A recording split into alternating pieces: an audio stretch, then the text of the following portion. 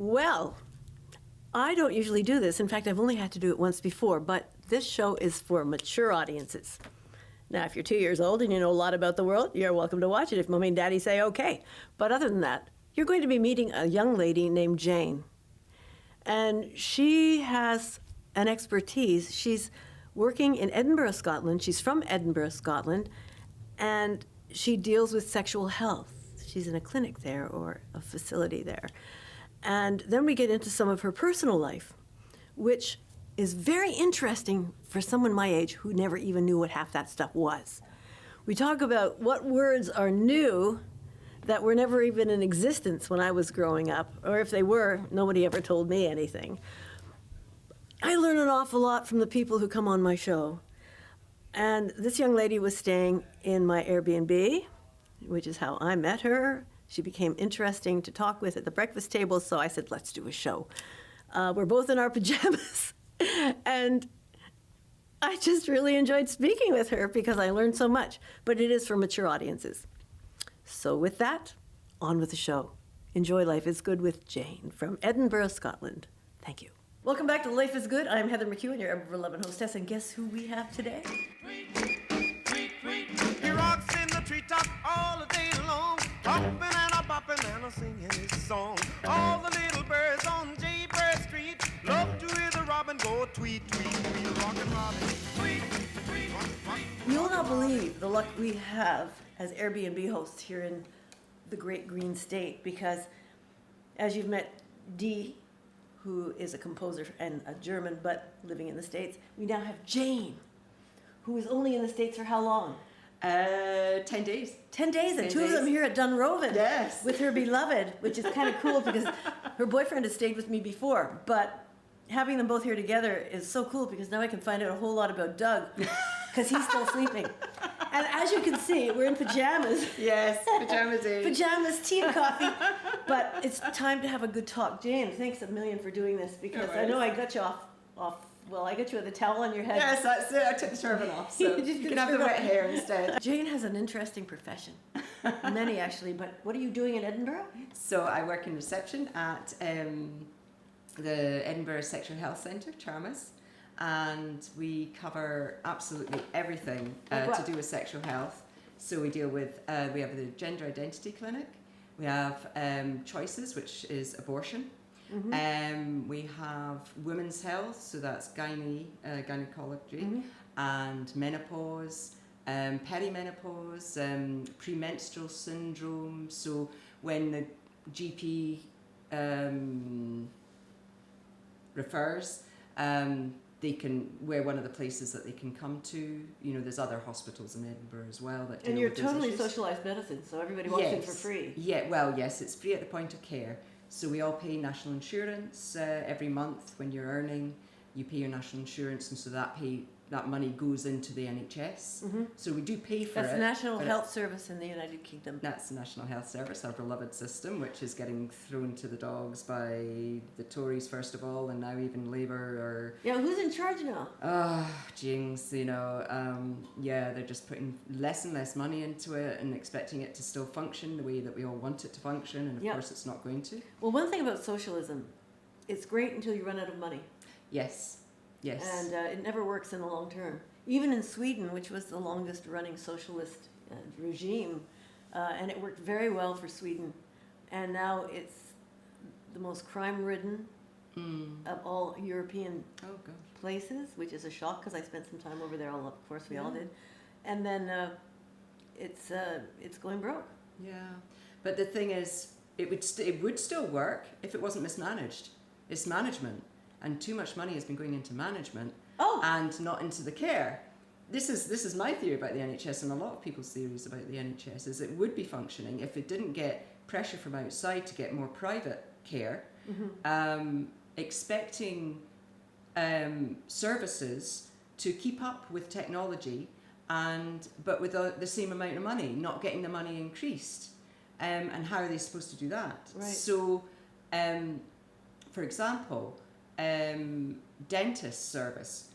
You are so hard pushed to get an NHS dentist nowadays, and if you do get an NHS dentist, we're now down to one checkup a year. We used to have two, There are fewer and fewer things that they can do at these checkups, and you end up having to pay because they're just not getting any money, and they're increasingly, the practices are having to go at least part private. Yeah.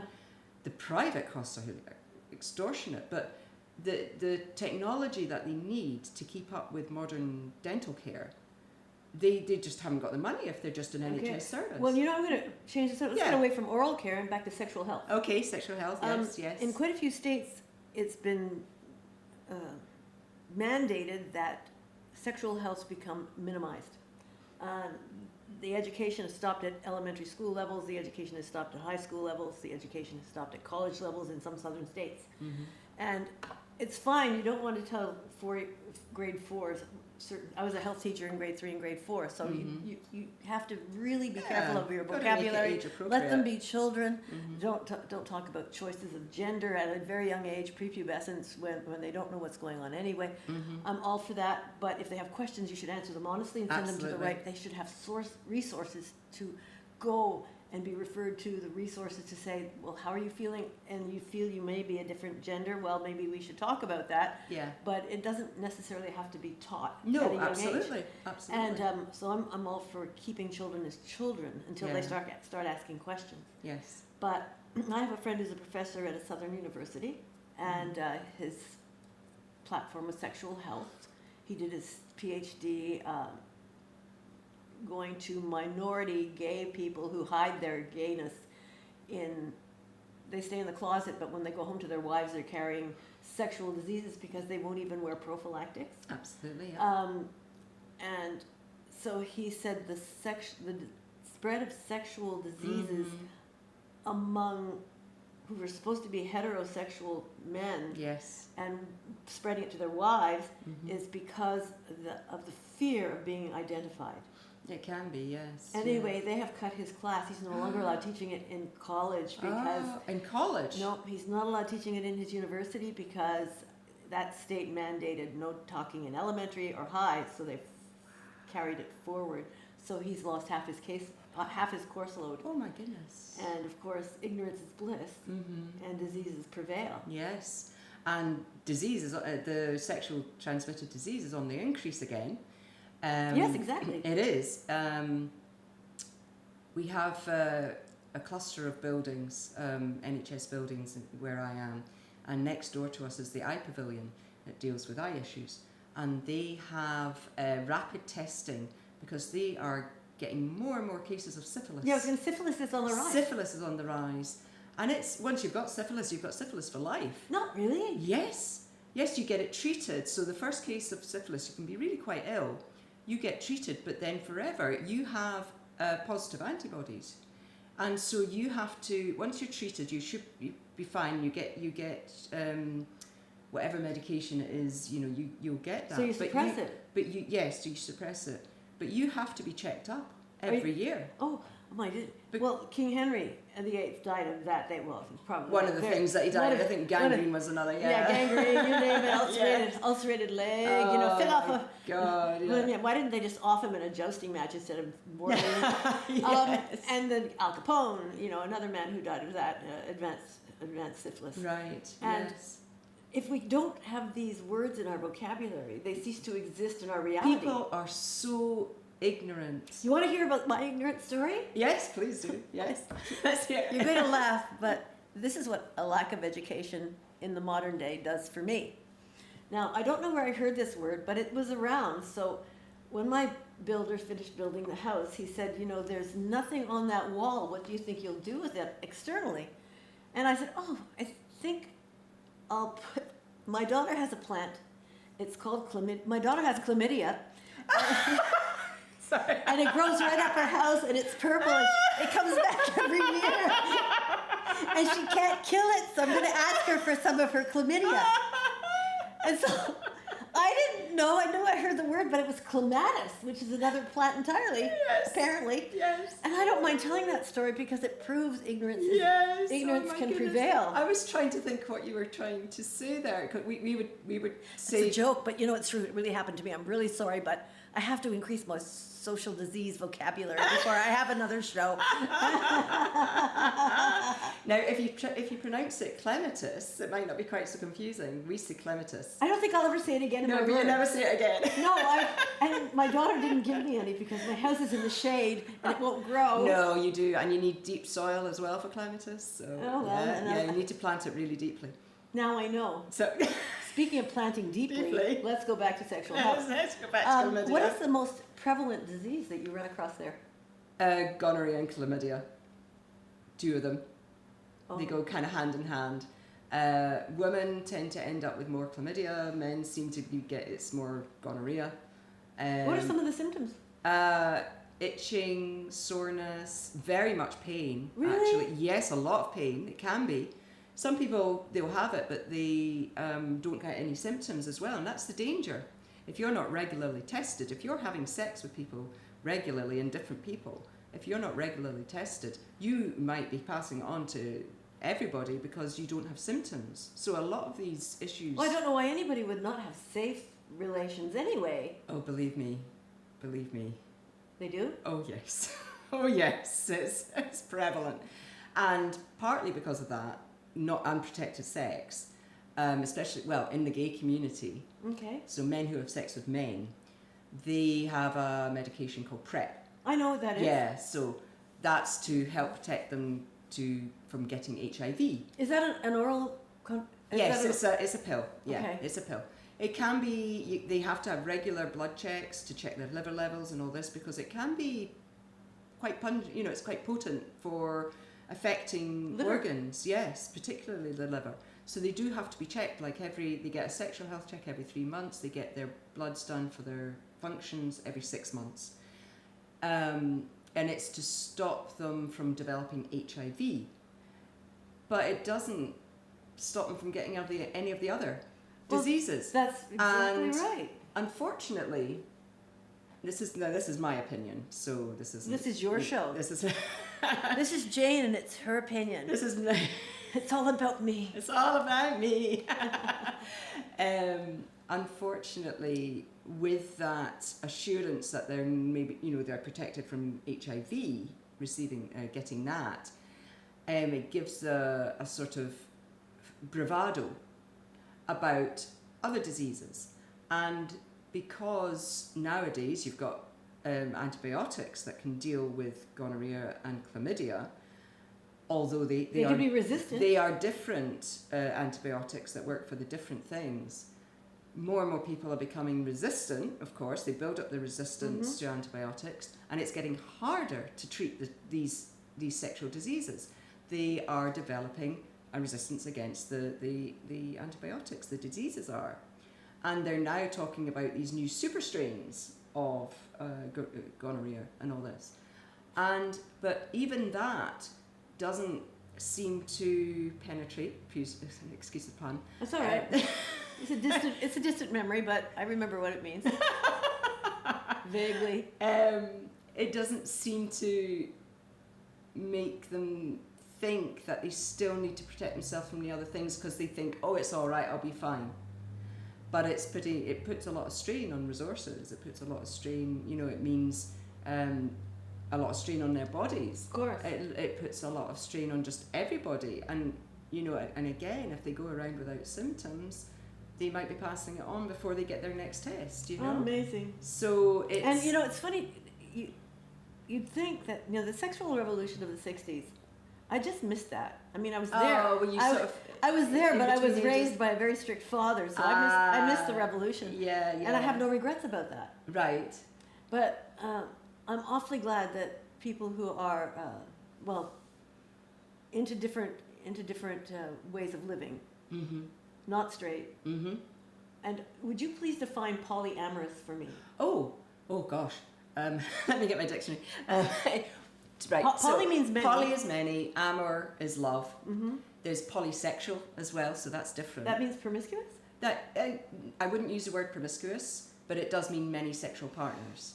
So without maybe the love interest, the love element to it. Okay, just fooling around. Yeah. So again, it doesn't necessarily mean just fooling around. It's all with consent. It's all with knowledge. It's not cheating. It's not. It just means that maybe you are more interested in sex than relationships. Okay. So for me, I identify as polyamorous. I would say I was a solo poly person, which means I am my own person. I'm not intending to become a couple with somebody, like a permanent couple or... Well, does Doug know?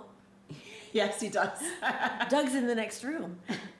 So, but then I also, there's a sort of section of that called relationship anarchy. And so that is, and that was what I mostly deal with, mostly identify with, is that any relationship, whether it's platonic, sexual, romantic, they have an equal standing in my life. Oh. So platonic friends are just as important to me as a romantic interest or a sexual interest, or the people that I meet on a passing by basis, like yourself, for example. The time that we spend together is just as important to me as a time I would spend with somebody that I'm really close with. Okay, well, thank you very much. We've had coffee together. Yeah. But these and I forget the term. There is a term for it. These sort of people you see every day and say hello to, but then people you have coffee with on a more sort of casual basis or something. They're just as important to me as a person. Well, they should be. That's it. I mean, when you pass someone on the street, that person is a soul. It is, yes. And I always talk about unconditional love, and it has nothing to do with relationship. Soul to soul is perfection, and you don't have to have a conversation. You can pass them and just inhale some of their air and say, "I am with you as a human." And why I don't know why all that has to be so labeled, but it's so true that so many people don't realize that you have relationships with every single living person, thing. yeah, an animal and plant. I say hello to the plants. I say hello to the cats whenever I pass them, and the dogs, but yes. So, and I don't operate on I don't want a hierarchy of relationships. Like people assume when you're with, maybe you might spend more time with somebody, and they assume that is your primary partner kind of thing, and you won't. Maybe if you invite one of them, you need to invite the other. You know, okay. Because there's that automatic assumption that you do everything together, or they're the most important thing. The thing about autonomy is that we can choose who, with, when, how. Even a cup of coffee or a full-blown relationship with someone. Yeah. My father used to say something that was very wise to me, and he'd say, "If you have a boyfriend, don't forget your other friends." Yes, absolutely. And he said, "You'll see it happen through." We were sitting at the kitchen table in Montreal when he told me this. He said, "You will see your other friends drop you like a hot rock when they get a boyfriend." Yes, yes. And don't ever do that to your friends. Yes. Because boyfriends come and go, and your friends will be there for life. Friends will be there for life. And of course, I was victimized by my girlfriends who would get a boyfriend, and there'd be no more bike rides, no more ski trips, no more nothing, because they were with so and so. Oh, really? And they weren't victimizing me. I couldn't take it personally. They just hadn't been educated as to how much it would hurt the friends that they usually hang around with. Yes. And I guess that's a continuing thing. It's natural too. It is. When you want to spend more time with somebody that you're feeling that real kind of deep connection. Yeah, with. but still phone your friends. But or email still phone your friends. Yes, absolutely. Yeah.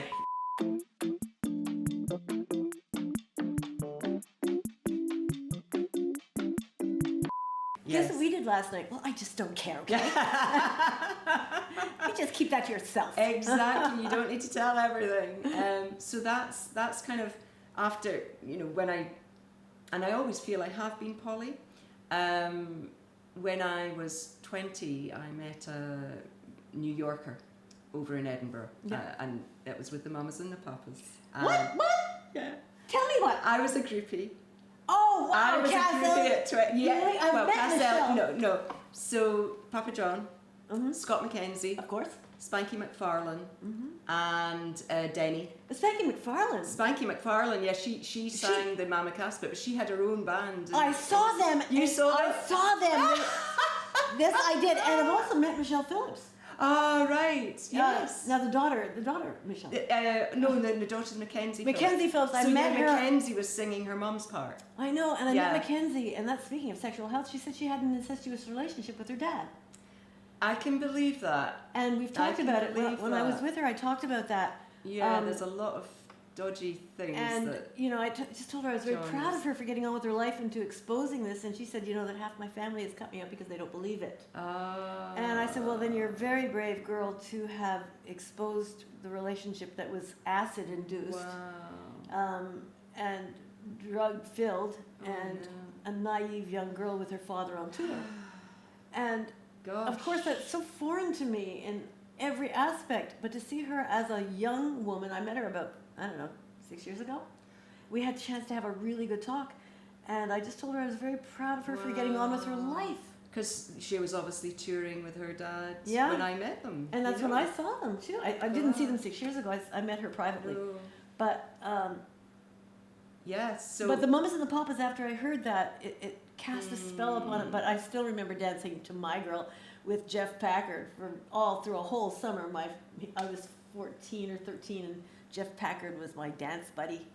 And we danced every night at Cheryl Grohl's Boathouse to Mamas and Papas and Wow. Stones. And Stones, yeah. Oh But- my goodness. So what were you up with the band as a groupie? What did you do?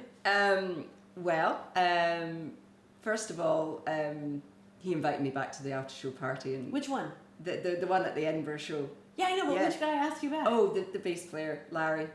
Of Larry course. Russell, very well known in New York circles. He's a musician and producer extraordinaire. What else is he good at? Quite a lot. He's ambidextrous, shall we say. Is that right? Yes, he can play everything, both-handed, at the same time. You go, whatever your name is. That's But wonderful. sir. I joined them on the tour. I joined them in Manchester, England, and I got permission to be at the stage in the wings whilst they had their show there, and then I was given permission to be on the tour bus down to London. So we went down to London, and Larry had organised a tour of Abbey Road Studios. Oh gosh. Because we're both huge Beatles fans, and he'd organised it for the band. And so we went on this tour of Abbey Road Studios. So this was me at 20, like going, Well, at 20, you're supposed to be a groupie. I never You was. are supposed to be a groupie. I was in love with Elvis Presley until Mick Jagger came along. Oh, really? And, Oh. you know, and I've had this long-standing fantasy about Mick Jagger. As I am the only woman in the world he has Yes, never of called, course, or he's of course. never bedded me, but, you know, not that I would. I met his girlfriend, the present girlfriend. She's lovely. She's a prima ballerina. She's going out to San Francisco to dance prima ballerina in Nutcracker. Right? And her young son, who's also Mick's son, just turned 2 the week before. And so there I was talking to these two. I didn't talk to the baby because he's just like Mick. He doesn't communicate with me. But he's the spitting image of Mick. He's mini Mick. Really? I was going to open the window to see if his lips flapped in the wind, but I was at 35,000 feet. Anyway, his girlfriend, she came up to the gallery and we were talk, you know, and we never mentioned Mick because that's her private life. Yes. We talked ballet. We talked Nureyev. We talked. Oh, I saw him dance. Oh, be still my heart. I wish I had. Oh, I've seen Carlos Nureyev. Costa. you have? Yes. Does he have quads like Nureyev? Oh my! Oh, he has just dropped. We are dead. so off topic. Oh my God, Carlos. Give them a leotard and come to my house. Yes. Oh, he didn't have a leotard on. He was. Oh crap! Are you groupie with them? No. This was on stage. Let's just. I'm with the band. I know. Anyway, so you went down to London Anyway, with the so band. yes, so we had this adventure. I said, so when am I coming to New York then? You know, so I invited myself over to New York, and so I did. I had Christmas and New Year in New York with Larry, and then I had Easter. I entered a competition for plane tickets to New York, and I won. Of course you did. Of course I did, because we had to answer questions and then write a 15-word statement as to why I should get tickets to go to New York. Because I'm having a clandestine relationship with one of the band. I have to be there. It was much. So you guys were together a long time. Well, not yeah. I mean, we're still talking now. You know, we're still friends. Really? Well, yeah, 33 years later, whatever it is, 34 years later. Well, I put on fundraising concerts. Maybe you can get him to come here. He's not doing that, unfortunately, anymore. Well, okay. Is he doing anything else? Not much. Well, as long as you are, yeah. you're okay. But so I was just thinking, because there was that distance of an ocean between us. Safe sex. Very safe sex.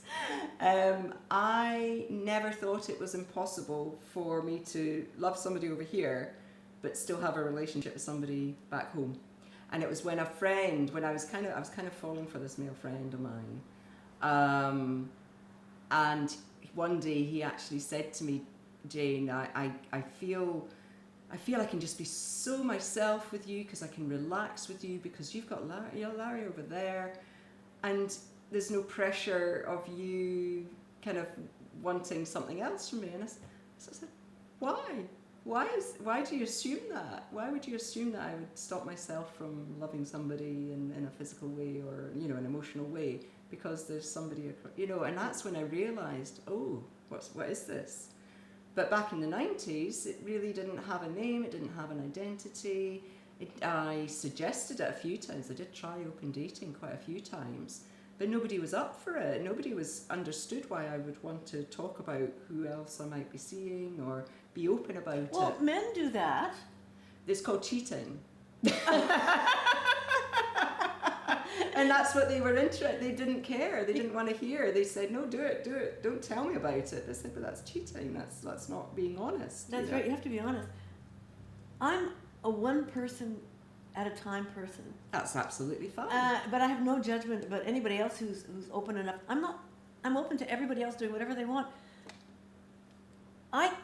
Even though Mick Jagger's in the back of my mind, if I was in love with somebody, if I was in love with a fellow here and now, that would be the only person in my heart here and now. Maybe I have a small heart. No, absolutely not. But no. I can only love one man at a time. No, it's just different wires. People are wired differently. Yeah. And I just realised that I have room in my heart to love a whole lot of people. That makes me feel so tiny in the love world. No, not at all. But when I love big. Yes. So I guess we balance each other out. Yeah, but so do I. But I really admire that you can do that. Well, it's a learning curve, you know. It's about learning about yourself. It's learning how to accept that. It's learning how to express it and make people not feel that they are just one little tiny part as well. It's to make them know that they are present with me all the time. Oh, that's so nice. My friends are. Yeah. Constantly. So I know that's exactly how you feel about your friends. That's it. That's it. And then it just translates to another. I won't say maybe it is a deeper level, but then you love your friends so deeply. Why can't it's like you just have to transfer that to lovers. What you do is you add something to the friendship. Yes, absolutely. And I think it's funny about lovemaking. I never call it sex.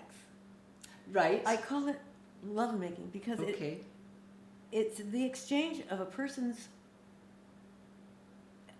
innermost being with the other person's innermost being. It's so holy, so private, so transformational. If it's the right love, especially if it's reciprocated, and it would have to be. Although some people pretend it's reciprocated and it's not. Both men and women pretend it's reciprocated when it's just a full-blown fling. But if you've had that once in your life, that one transformational relationship, I consider that huge. And if you can have it with all your friends, I consider that amazing. But and it is amazing. It is amazing, and we're so conditioned to feel that way, that we have one big love, or maybe if you're lucky, two big loves, and we're conditioned throughout most of the Western world, shall we say, the white world, of course, is monogamous. That is the accepted norm, and then you are expected to do this, and there's the escalator that you go up. You know, you get together, you get married, you have children, you have.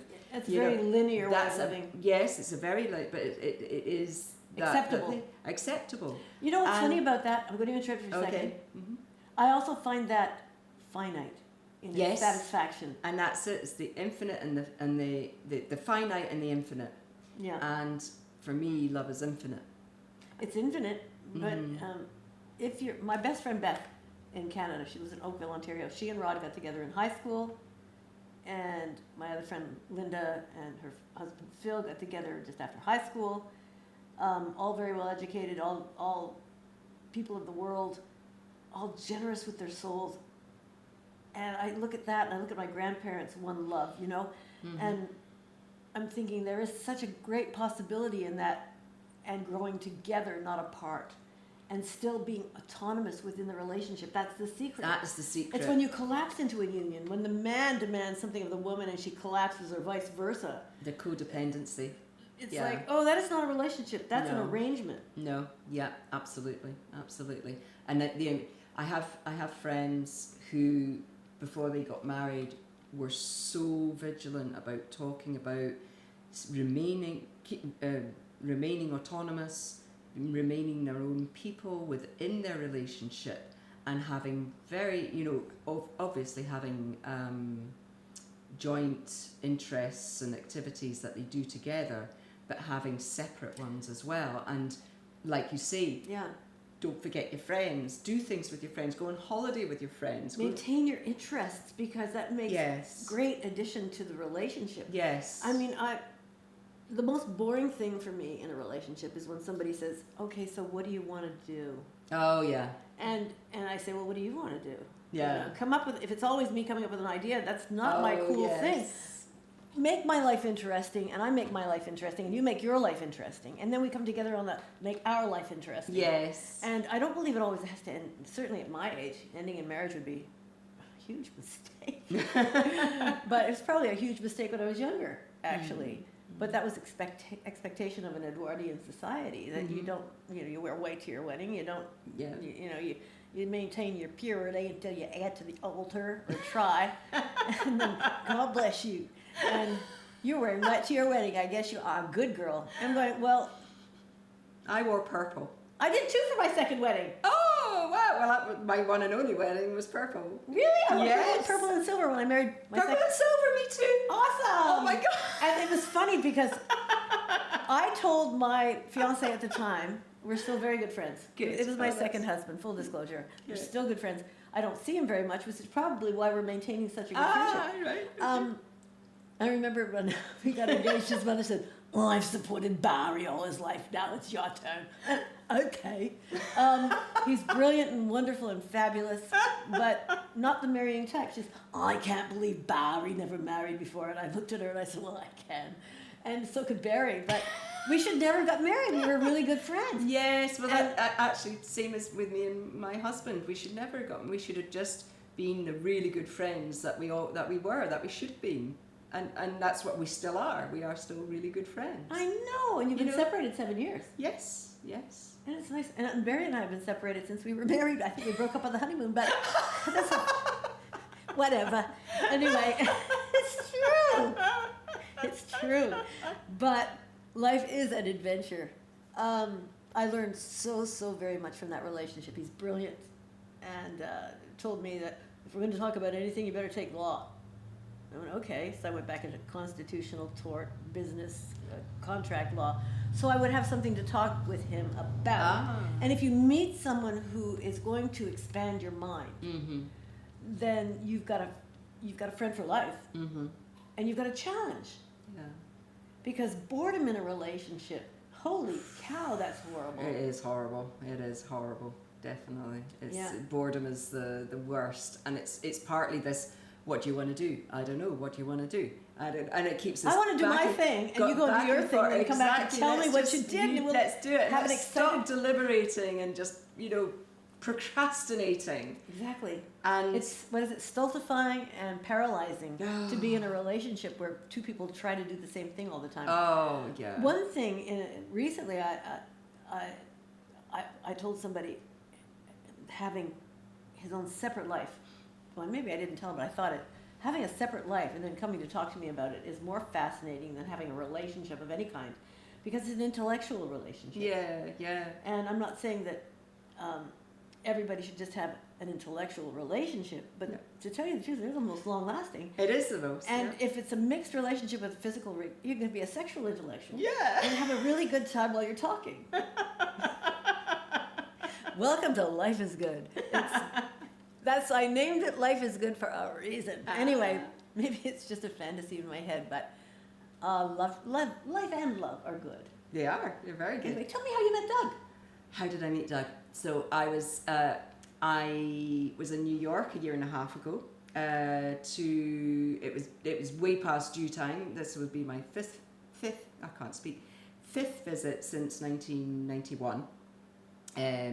But it had been 14 years since I'd been last, and it got to the point where I thought I need to discover, am I still in love with New York?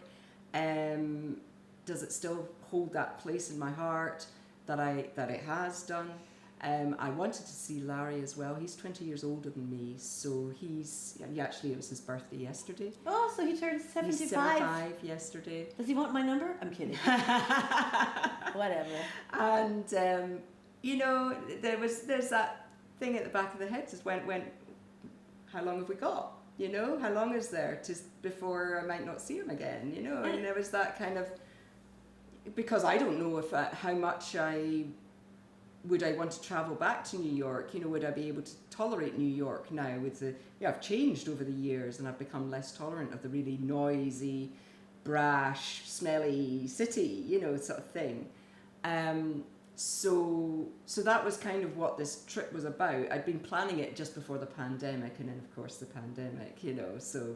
Yeah, that's when I left New York. Ah, that's when you left New York. Yeah, there was there was a trailer with refrigeration parked not too far from my apartment, which means it was full of bodies. And I lost 7 friends in the first 8 weeks. Oh my God, really? And so 7 friends. Yep. Wow. And JetBlue said you can leave for 3 months, 6 months, 1 year, or walk altogether. Mm-hmm. And I said, well, I never thought I'd leave the company. Right. Ever. I loved the job. I loved the people. I loved everything about flying. Mm-hmm. And I said, well, if I say I'll come back in a year, what am I going to do with that year? Will I build a new life? Or will I just hang around treading water? Yeah. So I left, and it took me 2 years to get over the shock of leaving that wonderful organization. Yes. And now, 5 years into it, I'm in a state of bliss. Everything happens for a reason. Yeah, it does, definitely. And I'm building 3 more careers, and I've got goals and aspirations that wouldn't have come to pass had it not been for leaving JetBlue. Yeah. So if you're out there and you're conflicted about making a decision, you're going to hurt no matter what your decision is, if it's leaving something or someone that you love. Yeah. But you got to move forward. You have to move forward. Yeah. And I know a lot of people who are living in the past, either geographically thinking, the South shall rise again, or something like that. But if they don't look to the future, they're not enjoying today. It takes effort. It takes almost jet propulsion to move you off the launching pad when you're in a comfort zone. And that can be a marriage, a relationship, or a job, or a location. So launch. It's never too late to launch. Definitely. And I'm in orbit most of the time. You're in the stratosphere. Yesterday I made the mistake. I only drink coffee at 4:30 in the morning, 5 in the morning, because it gets me going. But by the time normal society wakes up, I'm calmed down. You're calmed down, yeah. Well, yesterday you and Doug left a pot of coffee on. Oh, did we? Yes, and so I said, well, that smells good. So I poured myself my typical cup and drank it. And what time was that at? It was at 12:30. Oh my God! Well, you talk about a busy afternoon. Somebody came over because somebody came over with, I guess, sore calves and a sore lower back, and I talked to him, and I couldn't stop laughing. And I said, I'm as high as a kite. I've had caffeine in the middle of the day. He wrote me a text after leaving, and he said, I really appreciate your energy. You know, like, what time should I come next time so I'm safe? I said, just don't have coffee after 5 in the morning. I'm so sorry. But Well, you can launch at different times of life for different times of the day. yes. Anyway, life is so delicious. What else do you want to talk about? Well, I didn't actually meet Doug at that time, but Yeah. we connected on OkCupid because it's a dating app. Yeah, I've never been on one of those. Oh, right. Farmers Are Us or something like that. I'll try that. So I got a place in Brooklyn just to discover Brooklyn, and it gave me a different vibe of the city. And the other thing I was doing whilst I was there, I made friends on Instagram, made connections, and got into life modelling for being drawn. So you're naked. I'm naked. Fabulous. Yes.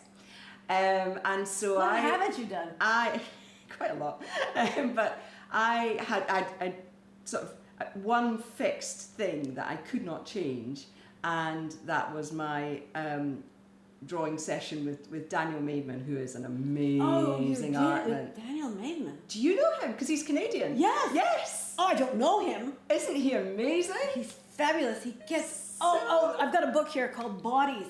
Yes. Oh, I see. It's not his book. No, but he does similar things. Yes. So I've got And everything they do in here is just incredible because they look at the eye, the ear. Look who that is. Yes. So, yes. No. I recommend this book. We're talking about this blog. I recommend Daniel Maidman's book too. Yeah. What's his called? Oh gosh. He's looking at you. He's actually written a novel as well. He's an author as well. Is that right? Fantasy, and it's The Exile of Zanzibar is his first novel, and he's going to have a series of them. I haven't actually read it yet. I have a copy. Still haven't. Sorry, Daniel, I haven't read it yet. Anyway, so you modeled for Daniel. I modeled for Daniel Maidman. Oh my God! Yes. I think he could even make me look good. And I commissioned a work for him, so I have my own work by him of me in my house. But he has 2 pieces of work, of 3 pieces that he could sell of me. But anyway, so that was the one fixed thing I could not change, and the only days that Doug was available to meet up was on the days that was happening. So we didn't meet up in person. And so when I got back home and I was texting him and saying, and we both sort of saying, gosh, you seem like a really great person. Yes. I don't know if I'm going to get back to the US anytime soon. He didn't feel it was likely he was able to travel anytime soon over to me just because of circumstances. And I said, well, do you want to keep talking, and getting to know each other? And he said, yeah. So we've actually known each other for a year and a half with regular video calls. It's always video calls and texting. We have sort of 2-hour-long video calls at a time, and this is like on a sort of monthly basis. That's nice. And it's amazing what you talk about in these video chats. Well, with anybody, I have a chat buddy. I call him a chat buddy. Chat buddy, yeah. And we talked for 4, 3, 6, 7 hours last week. Yes. And I've never been able to have a chat buddy like that. Not even my girlfriends and I can talk that long because we run out of things to say. I don't have that problem. I don't, neither does my friend. And the fact that it shocks me that 2 people can talk that long. Right. No, I mean, I find I've met another person. We had our sort of, I would call it a meetup, he would call it a date, whichever. And he finds it astonishing that we were able to talk for the whole day. And I said, this is quite normal for me, actually. If I feel comfortable with a person, I can talk, and we have these amazing conversations that just meander and go back. But it's hard to find someone who has the time and the patience to talk that much. It is, very much. I mean, and I'll never settle for anything less if I'm looking for somebody. They have to be able to talk a long time about themselves, about their aspirations, Absolutely. about what they've done. I mean, history plus future. I'm fascinated by people. Yeah. And I usually have nothing to add except wow. Tell me that. Explain that to me. Explain that, yeah. Oh my gosh, how did you get into that situation? How did you get out of that situation? Yes, and that's what because I'm a natural interviewer rather than I talk about myself a lot, but I'd much rather hear somebody else. Okay. And so it's hard to find people who Yeah. who expose their soft underbelly. Yes. And But, well, he certainly did, and there was a wee bit of a turning point maybe towards the end of last year, where we both started talking a bit more personally, maybe and intimately, perhaps. But still, even and then when I suggested it was at the beginning of the year, I was thinking, I must find out when my ESTA waiver. You can either have a visa or an ESTA, ESTA, and an ESTA lasts 2 years. And I couldn't remember, had I applied for it when I booked the flights or did I apply for it? And sure enough, at the end of the month, my ESTA runs out. And I said, I have to use it again. I have to use this opportunity. so here you are So here I am. at Dunrobin in Newport City, Vermont. Yeah. Very good. Speaking of expiration, I've been to Edinburgh and loved absolutely everything about it, but we're going to switch now and talk about two things. We're going to talk about the royal family. Nah. We're going to talk about Scottish independence. And Eric McQuaid, if ever you see this show, you'll like it. So let's talk a little bit about Scottish independence. Yes. Please. Definitely. Well, okay, I'll do it then. No. Tell me how it's going to happen. Well, when we had our independence referendum in 2014. It was very close. It was very close. It was 45-55.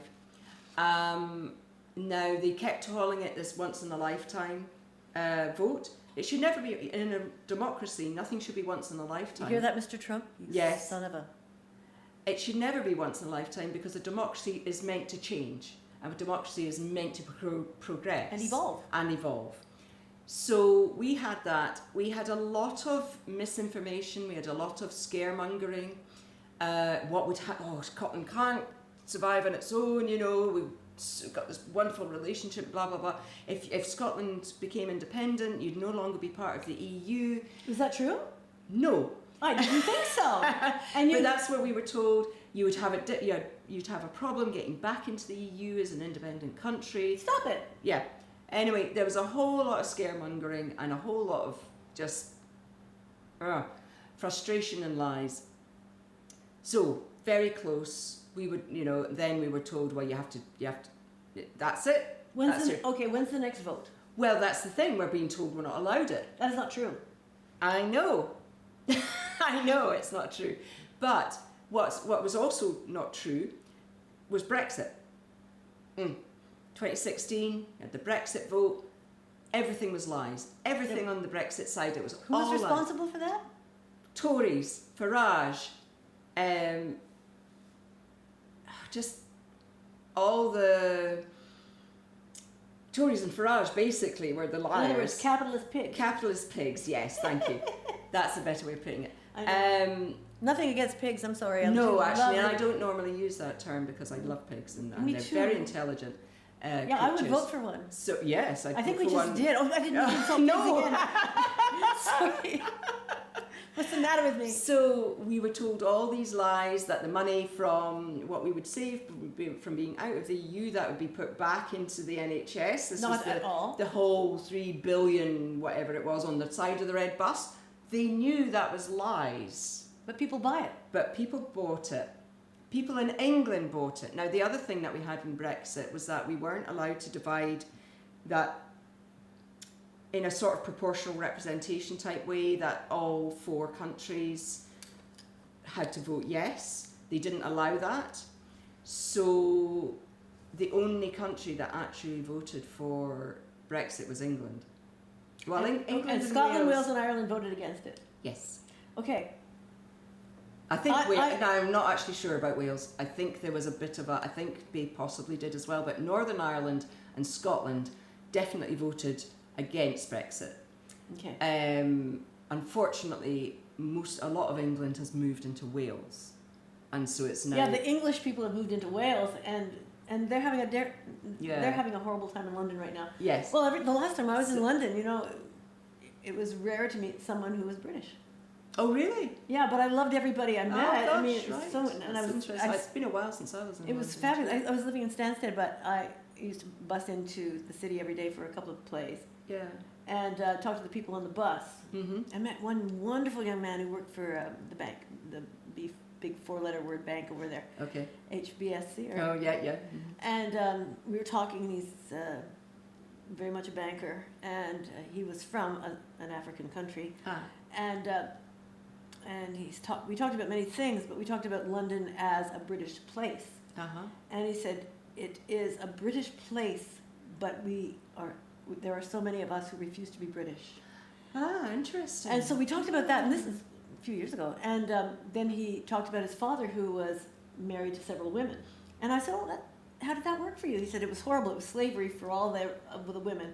Absolute slavery. Oh, gosh. And I thought, I never thought of that. I thought it was a community effort and that people agreed. He said, no. 3 of the 4 women did not want to marry my father. Oh, gosh. And I have umpteen brothers and sisters. We're not close. He said, and who wants to be? Yeah, yeah. He said, because there's so much disparity in the family, so much disputing, so much anger, so much resentment. And I thought, well, okay.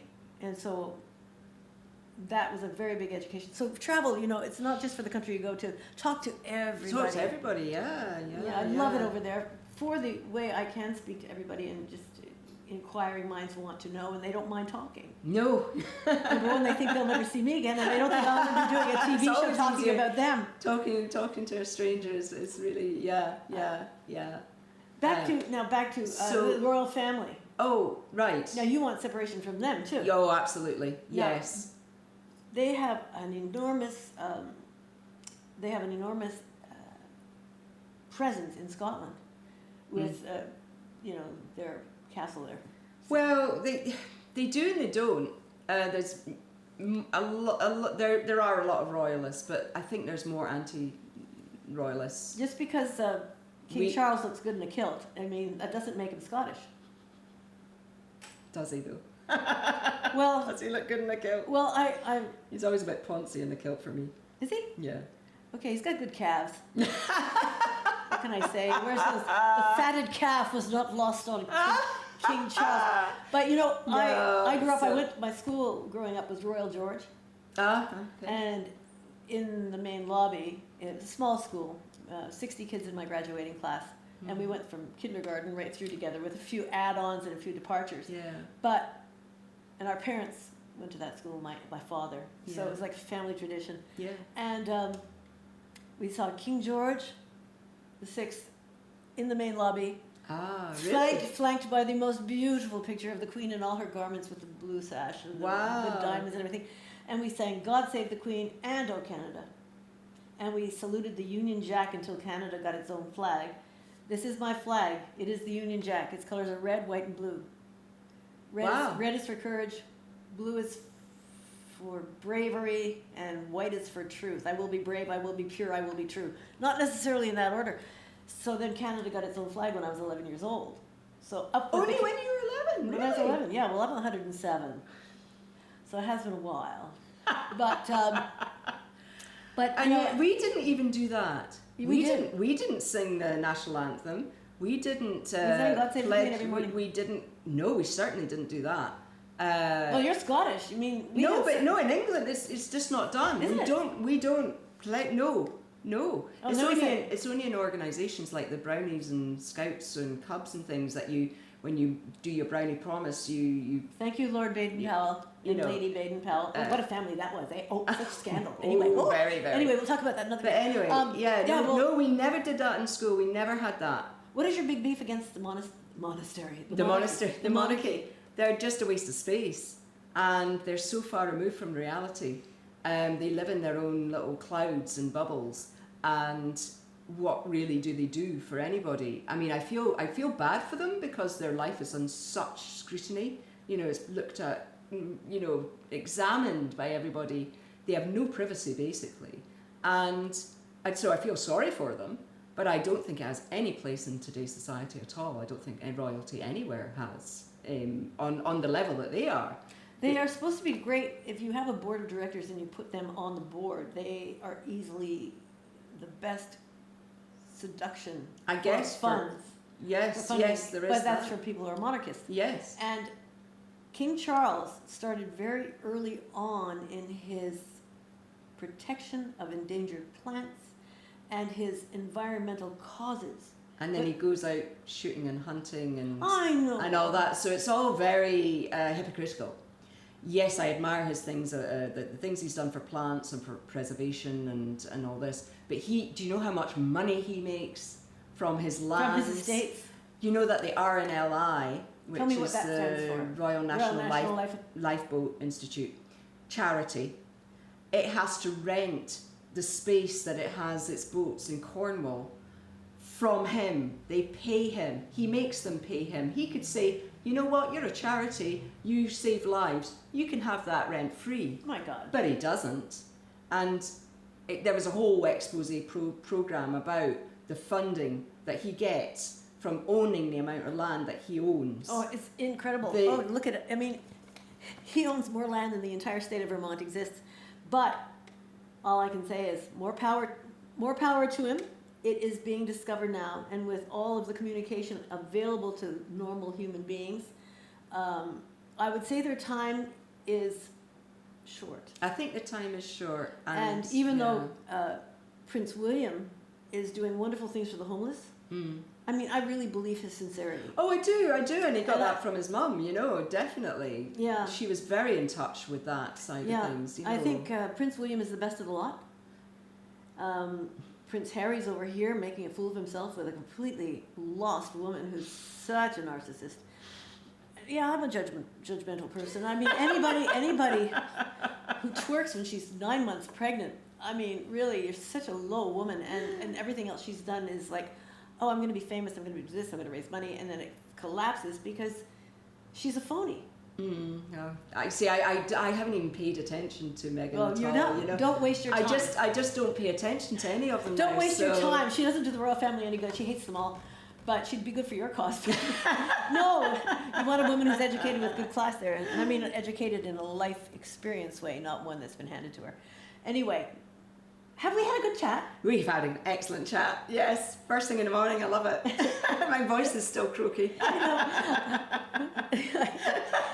Getting out of the shower with a towel on her head, I said, let's do a TV show. Leave the towel on. I'm not going to dress. And Well, I'm still in my nightie. I've just got my cardi on, you know. So. But I'm getting ready to go for a bike ride, but I'm still wearing my pajama bottoms because I'm just that kind of girl. And I say, why can't I find a date?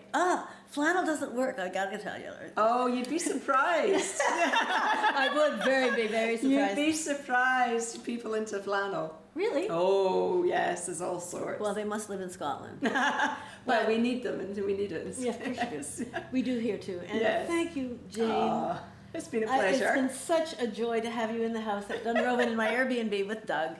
Doug has been here before. Yes. And I'll tell you something about Doug. He is an ethereal being. He's a photographer, and I've seen some of his work. The last time he was here, he showed me just a quick glance, or sent it to me. Mm-hmm. And you don't often meet someone who you feel you can put your hand right through because they are that spirited. They're just that love and softness and thinks before he speaks. And you've got a very nice friend. Yes. And so does he. Yes. But I am the luckiest woman in the world, and I know it. Which wouldn't thank God. I do have one room in my house that's Airbnb, and you met Dee on an earlier show from Germany, living in the States, who's a composer, and now Jane, who does great things for mankind that we haven't even talked about, because who has time to talk about everything you do? Exactly. And Doug, who you won't meet because I'm going for my bike ride now. But hopefully he comes back too. And I hope you come back and watch Life is Good. Thank you, Jane. Thank you. Thank you, everyone, for watching Life is Good. You know I love you unconditionally. And I'll see you next week. Thank you. Robin, 'cause you're really gonna rock.